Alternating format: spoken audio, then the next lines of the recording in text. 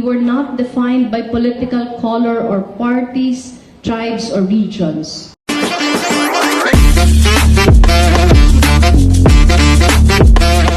Its conclusion in 1986, the world was surprised by the success of how peaceful we were able to throw out a dictator who terrorized our nation for more than 20 years.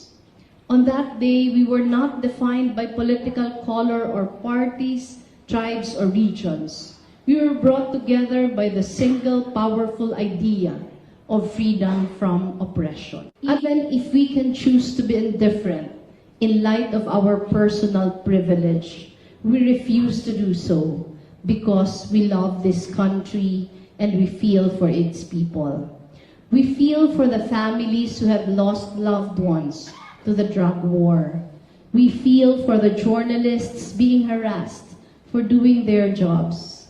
We feel for those whose freedoms and very lives are threatened because they dare speak truth to power. Let us carry on feeling, because our ability to care is what will keep this country on the right path despite the numerous regressive turns we are taking.